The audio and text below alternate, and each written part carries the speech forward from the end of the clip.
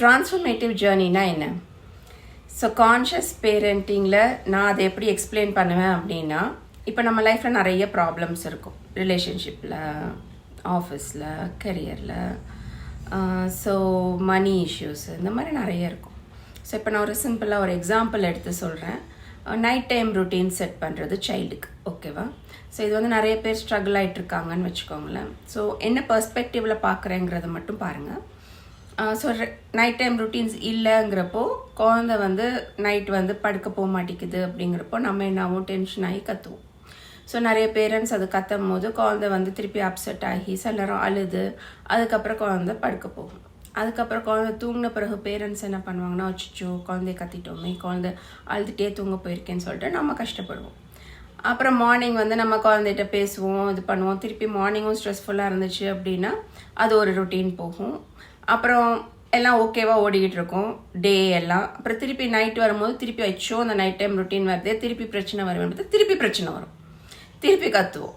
So நம்ம வந்து எப்படின்னா அன்கான்ஷியஸ்லி நம்ம அதே பேட்டர்ன்லேயே சுற்றிட்டு இருப்போம். ஸோ டெய்லி அதே நடக்கும். அப்புறம் ஒரு ஸ்டேஜில் ரொம்ப ஃப்ரஸ்ட்ரேட் ஆகி ரொம்ப பெயின்ஃபுல்லாக அதை மாற்றுவோம், ஓகேவா? ஸோ இந்த மாதிரி நிறைய மாற்றி நிறைய பேர் க்ரோ ஆகும், ஓகேவா? ஸோ கான்ஷியஸ் பேரண்டிங்கில் என்ன பண்ணுறோம் அப்படின்னா, ஓகே எனக்கு இந்த இஷ்யூ இருக்குது, இதை நான் வந்து என்ன பேட்டர்ன் வந்து எக்ஸிபிட் ஆகுது, இந்த இடத்துல வந்து எனக்கு என்ன எமோஷன்ஸ் இருக்குது, என்ன தாட்ஸ் இருக்குதுன்னு சொல்லிட்டு அதை நான் எப்படி சேஞ்ச் பண்ணலாம், சேஞ்ச் பண்ணிவிட்டு எனக்கும் பீஸ்ஃபுல்லாக இருக்கணும், குழந்தைக்கும் வந்து ஹெல்த்தியாக இருக்கணும்.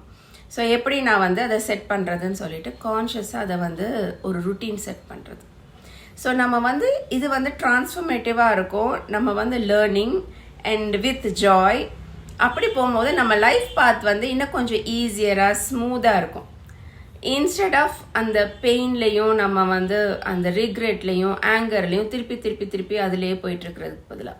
ஸோ இதுக்கு தான் வந்து அந்த கான்ஷியஸ் அவேர்னஸ் இருக்கும் போது நம்ம கான்ஷியஸாக நம்மளே பேரண்ட் பண்ணி நம்ம எமோஷன்ஸ் என்ன இருக்குது, அந்த ப்ராப்ளமில் என்னெல்லாம் வெளியே வருதுன்னு பார்த்துட்டு அதுக்கப்புறம் குழந்தைக்கு எப்படி ஹெல்தி பவுண்டரிஸ் செட் பண்ணி குழந்தைக்கு ருட்டீன் செட் பண்ணுறதுன்னு பார்க்குறது. ஸோ இந்த ஜேர்னி நீங்கள் எடுத்திங்கன்னா ட்ரான்ஸ்ஃபர்மேட்டிவாக இருக்கும் போது எம்பவர்டாக கொண்டு போகலாம். நம்ம எனர்ஜிஸ் வந்து எப்படியும் எம்பவர்டாக இருக்கும், இல்லைனா ட்ரெயின் ஆகும். ஸோ அந்த எனர்ஜி அவேர்னஸ் தான் ரொம்ப முக்கியம். தேங்க்யூ.